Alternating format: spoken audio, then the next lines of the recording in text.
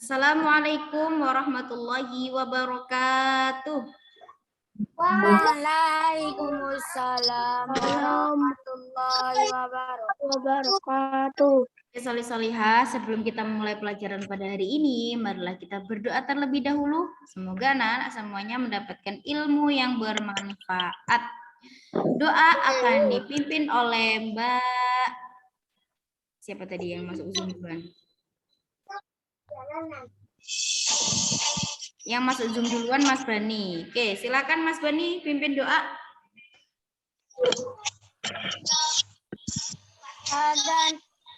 Sudah siap. Sudah siap. Kita berdoa. Tangan ditengadahkan, kepala ditundukkan. Bukan.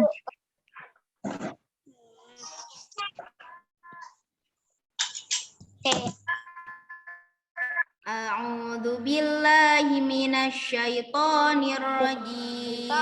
Bismillahirrahmanirrahim.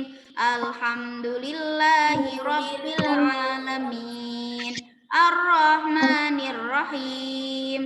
Maliki yaumiddin. Iyyaka na'budu wa iyyaka nasta'in. Ihdinas siratal mustaqim. Siratal ladzina an'amta 'alaihim ghairil maghdubi 'alaihim waladdallin. Amin. Rabbil firli wali walidayya walil mu'minina amin. Bismillahirrahmanirrahim. Rabbana innaka jami'un nasi liyaumin la raiba fihi. Innallaha la yukhliful mi'ad. Rabbana innaka jami'un nasi liyaumin la raiba fihi. Innallaha la yukhliful mi'ad. Rabbana innaka jami'un nasi liyaumin la raiba fihi. Innallaha la yukhliful mi'ad. Amin ya rabbal alamin. Ya Rabbal Alamin. Khamsatu amdimatin Dirasiyah. lil fasli wahidun itba' ta'limatil ustadzah.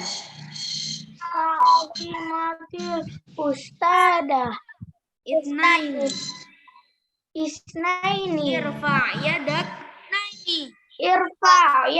ida aratta anta takallama salasa irfa yadak ida aratta antatrukal fasli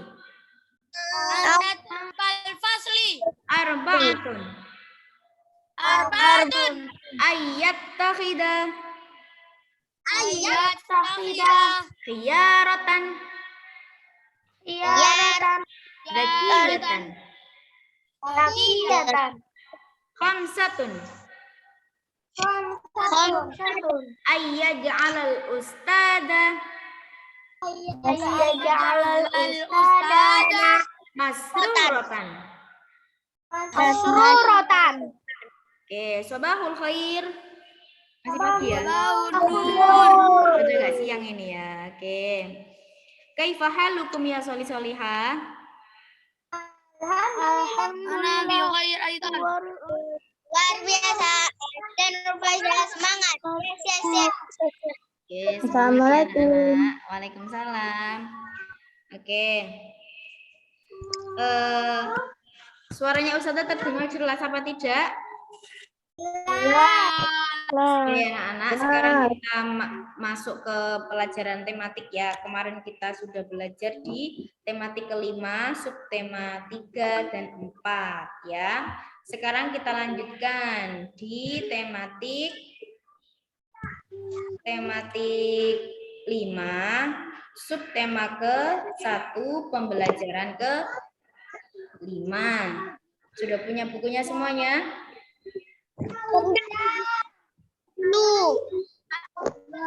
Oke.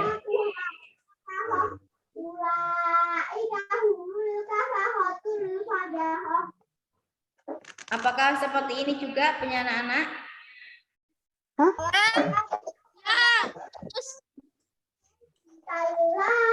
Halaman ini. Bentar, masih loading. Halaman 12. Halaman 12. Oke, halaman 12. Karena di tematik kita ini adalah temanya tentang pahlawan, jadi di pembelajaran kelima pun juga anak-anak belajar tentang pahlawan-pahlawan. Anak-anak sudah tahu nggak pahlawan kemerdekaan yang anak-anak sering mendengar itu siapa aja? Sebutkan. Ada pahlawan. Kalau anak-anak mendengar kata pahlawan, berarti orang itu adalah orang yang mempunyai jasa perjuangan selama hidupnya. Pahlawan di bidang pendidikan, tahu nggak siapa namanya? Guru. Profesinya adalah guru, tapi ada namanya pahlawan, memang khusus di bidang pendidikan yang menjadi semangat atau motivasi bagi Ki Hajar Dewantoro. Itu adalah apa namanya, pahlawan di bidang pendidikan. Karena sekarang lagi pandemi, jadi pahlawannya anak-anak yang ada di rumah adalah ayah bunda. Karena sudah tahu pahlawannya adalah ayah bunda, maka anak-anak juga harus menghormati. Itu sama dengan Pancasila, sila keberapa?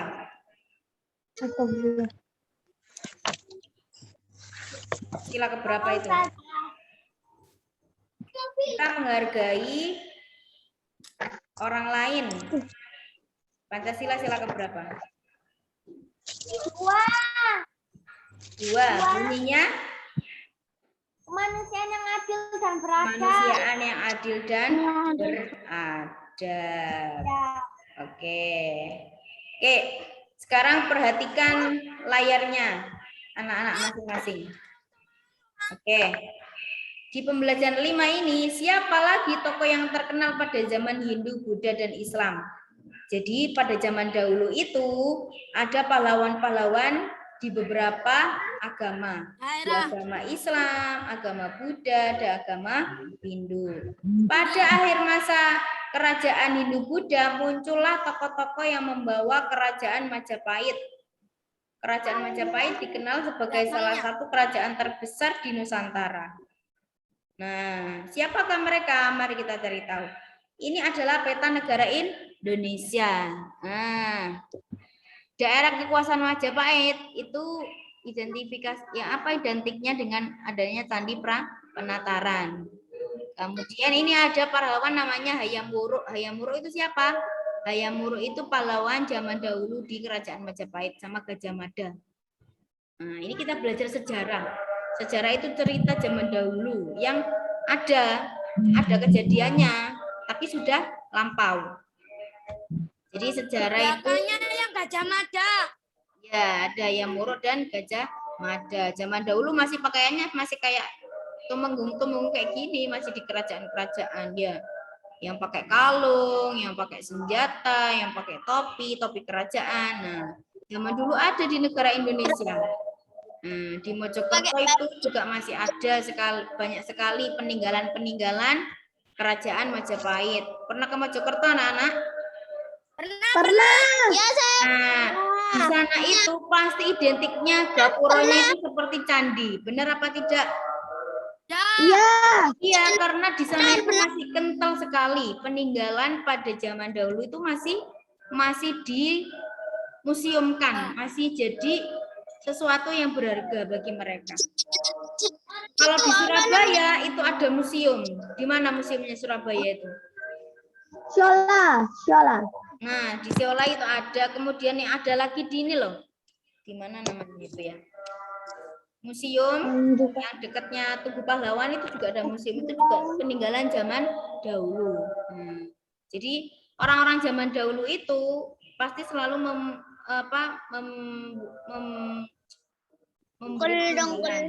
meninggalkan apa yang mereka.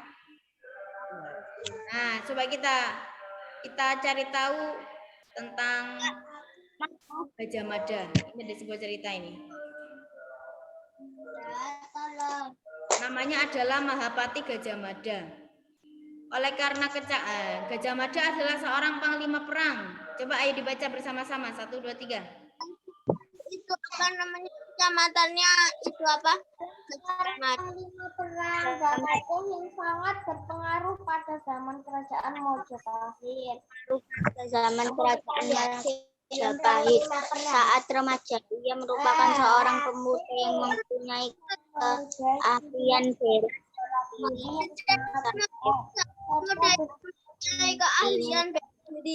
Sangat Ada itu tahun rajanya Bujaya Negara cair karena kecapannya pada tahun 13 dia diangkat Patih Kahuripan 2 tahun. Kemudian ia diangkat pada tahun 309 yang bernama Arya Gajah Mada menggantikan nama macam karena dengan pengabdi terlebih dahulu kerajaan Majapahit itu pemberontak dan Gajah Mada akhirnya diangkat sebagai Gajah Mada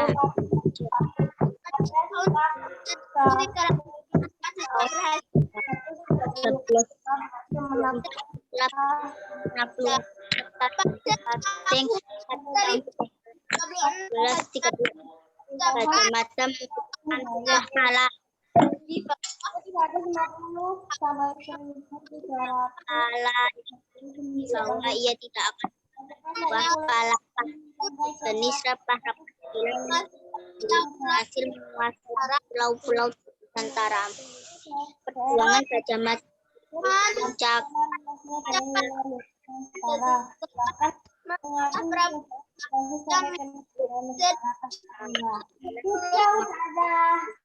Putih kerap 9 pada masa itu lah Majapahit sampai ke kitab negara pertama diketahui bahwa daerah kekuasaan Majapahit hampir sama luasnya. Bahwa daerah kekuasaan Majapahit hampir sama luasnya dengan wilayah Indonesia sampai ke negara tetangga. Kerajaan Majapahit ke negara-negara tetangga. Nah, oke. Jadi ini adalah kisah dari Gajah Mada. Namanya adalah Mahapati Gajah Mada. Dia adalah seorang panglima perang yang memang dari awal itu dia punya keahlian apa? Bela diri. Bela diri. Ya, makanya kalau anak-anak bisa bela diri itu bisa jadi panglima perang nanti. Tapi untuk perang sekarang masih sudah nggak ada, ya kan? Orang belajar bela diri itu supaya apa sih? Ayo, tujuannya orang untuk belajar bela diri apa? Melindungi siapa?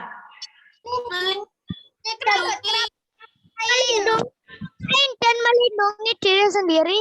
Nah, good job. Jadi bela diri itu fungsinya adalah untuk melindungi diri sendiri dan orang lain.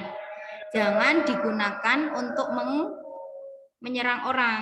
Jika anak-anak tidak. Jadi bela diri itu hati-hati ya. Jangan sampai tujuannya itu adalah untuk menyerang orang supaya aku terlihat paling kuat, supaya aku terlihat paling bisa, supaya aku terlihat paling hebat. Bukan seperti itu. Pada zaman dulu aja bela diri itu sangat dibutuhkan. Karena apa? Pada zaman dulu itu penjajah itu sangat banyak, dari negara Belanda, dari negara Jepang yang menjajah negara Indonesia. Makanya kalau orang bisa bela diri itu pasti nanti dijadikan sebagai panglima perang. Panglima perang itu siapa? Panglima perang itu pemimpin perang pada zaman dahulu. Karena zaman sekarang sudah tidak ada perang, penjajah pun sudah tidak ada, makanya anak-anak juga masih bisa belajar bela diri, tapi untuk menyelamatkan diri sendiri dan juga orang lain. Nah, itu adalah fungsi dari belajar bela diri. Macam-macam saja bela diri itu, ada yang jujitsu, ada yang pencak silat, ada yang ini, ada yang ini ya. Intinya sama, intinya adalah apa? Untuk menyelamatkan diri, gitu ya. Jadi jangan dikira bahwa bela diri itu nanti pasti perang-perang terus. Kemarin tuh di Zoom itu yang ada acara Maulid Nabi itu loh, Mas Hamad sama Mas Aura perang-perangan. Nah, itu jangan ditiru itunya, tapi belajarnya itu untuk apa sih bela diri itu ya? Untuk belajar untuk melindungi diri sendiri. Mbak Hansa pun juga belajar bela diri toh? Nah, Insya Allah banyak yang bisa belajar bela diri. Ada Mbak Hansa, ada Mas Bani. Satu buat menaikkan sabuk, soalnya umur saya kurang. Iya, makanya belajar bela diri itu tidak bisa langsung bisa jadi unggul gitu, ada prosesnya. Nah, anak-anak harus melalui itu. Nah, seperti yang dilakukan oleh Panglima Gajah Mada ini, nah, dia masih berusia 19 tahun, tapi dia berhasil menyelamatkan rajanya. Nah, berarti zaman dahulu sangat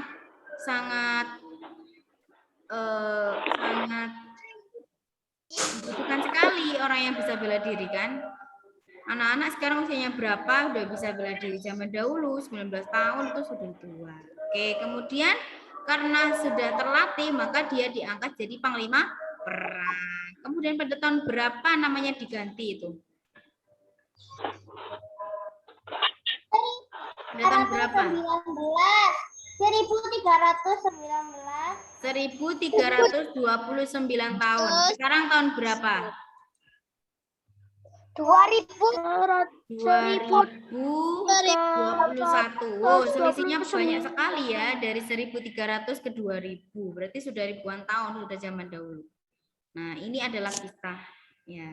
Oke, nah jadi itu anak-anak harus bisa mengambil pelajaran dari Gajah Mada. Apa pelajaran terbaik dari cerita dari Gajah Mada? Membuktikan pengabdiannya. Oke. Apa pelajaran terbaik dari cerita dari Gajah Mada? Ilmu tinggi. Setinggi-tinggi ilmu kita yang kita miliki, kita juga harus tetap menjadi orang yang rendah hati, saling menolong, ya kan? Saling membantu, jangan sombong. Nah, itu adalah pelajarannya. Meskipun kita unggul, kita pinter, kita bisa bela diri, kita bisa gini, tapi kalau kita punya hati yang sombong, punya sifat yang marah, itu pasti nanti akan jadi bumerang untuk dirinya sendiri ya. Makanya pesan terbaiknya adalah tetap menjadi orang yang rendah hati. Meskipun ada yang bisa karate, ada yang bisa matematika, ada yang bisa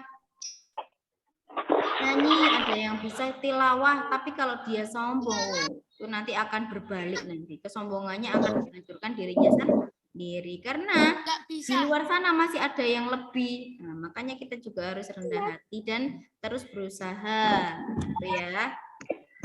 Oke, selanjutnya ada pertanyaan? Apa unsur intrinsik yang ada di dalam sebuah cerita itu?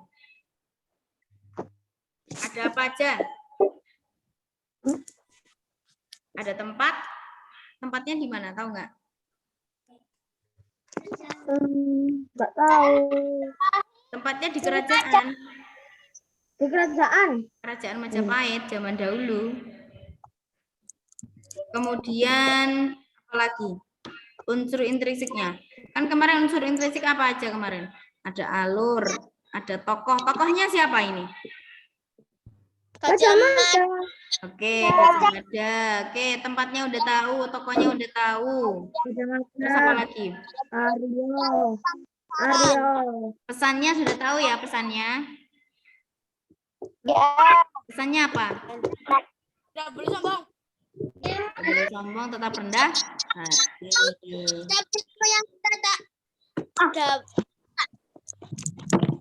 Oke, jadi itu. Hari ini kita belajar mapel bahasa Indonesia ini anak-anak. Jadi bahasa Indonesia itu materinya yaitu tentang unsur intrinsik yang ada di dalam sebuah cerita. Supaya tahu di dalam cerita itu ada apa aja. Jadi jangan asal baca. Oke, ada pertanyaan? Ada. Nomor 39 ditulis. Apa? Halaman 39 ditulis, Ustazah. Ya, ditulis ya. Terus nanti dikirimkan ke Ustazah. Oke. Kalau ada pertanyaan di situ semuanya anak-anak dijawab ya. Belajar. Jadi di rumah belajar untuk mengisi buku temanya, jangan dibiarkan kosong ya. Buku temanya diisi ya, dijawab kalau ada pertanyaan. Itu artinya anak-anak belajar mandiri. Nah, belajar mandiri supaya tidak ketinggalan sama teman-temannya. Nanti ketika UAS juga sudah paham. Oke, itu diisi ya, Mbak. Oke, apa itu? Ya, itu sama bawahnya. Diskusi, Oke. Ustazah. Apa? Misalnya berdiskusi. Itu tidak itu. Yang ini. Ya, yang itu. Oke. Jadi isinya anak-anak tetap diisi, tematiknya diisi, jangan dibiarkan kosong ya. Kalau daring gini kan Ustazah hanya sebentar, ini sudah selesai habis ini. Nah, untuk pengerjaan buku temanya di rumah masing-masing ya. Kalau misalnya nanti ada kesulitan boleh minta tanya atau tolong ke Ustazah, minta tolong atau tanya ke Ustazah enggak apa-apa. Yang penting Ustazah minta tolong anak-anak ya, tetap belajar di rumah meskipun Zoom-nya hanya sebentar-sebentar kayak gini ya. Waktunya masih kurang. Ini aja belum mengerjakan ya. Jadi nanti anak-anak bisa mengerjakan di rumah ya. Jangan sampai nggak diisi buku temanya, jangan dibiarkan kosong. Ayah bunda udah beli tapi masih kosong isinya ya. Oke, belajar mandiri di rumah. Udah kelas 4. Oke, sudah ada pertanyaan? Tidak. Oke, setelah ini anak-anak yang laki-laki silakan persiapan untuk melaksanakan ibadah sholat Jumat. Dari Ustazah cukup sekian. Bermanfaat. Mari kita tutup dengan doa kafaratul majelis. Oh iya, absen ya. Terima kasih, Sekarang Mas tanggal 19. Ya, cepet banget udah mau tanggal 20. Almas Maulana Ahmad. Hadir. Alifah Ayu Hanifah. Anissa Zarul Jannah. Hadir. Zahra Dharma Lestari. Hadirah. Bayu Pramana. Hadir. Farida nggak ikut ya. Faiza Azkia. Farid Rizky Mubarak. Hadir. Firza Nabila. Hansa Zakia Azara. Hadir, Ustaz. Muhammad Al-Fatih. Hadir, Ustazah. Muhammad Fajar Ramadan. Zeta Hajiba. Adik Rausara. Zalfa Anindya. Oke, sudah anak-anak, mari kita tutup bersama dengan doa kafaratul majelis.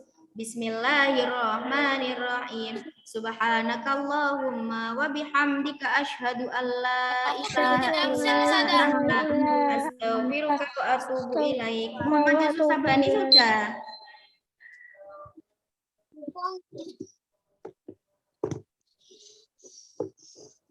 Dari Ustazah cukup sekian. Wassalamualaikum warahmatullahi wabarakatuh. Waalaikumsalam.